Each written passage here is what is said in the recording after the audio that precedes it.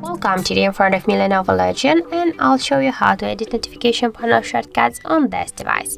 So first you should open the top bar here, and just to add, remove or change the position of some icons, you should click here on this edit icon, and here you can see all of our visible icons and these icons we can add.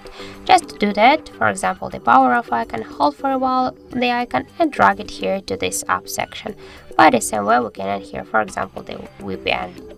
Just hold for a while and drag it here, and when we'll go back, we'll see here the changes that we'll just add successfully these two icons.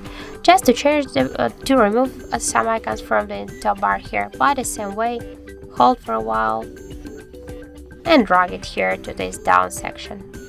Hop and drag it here, and just to change the positions of the icon, hold for a while and drag it here. So that's really simple, as can you see, just hold the icons and drag them to the position where you want to change. And just to save the changes, go back, and that's it. So thank you for watching, and if you find this video helpful, don't forget to leave a like, comment and to subscribe our channel.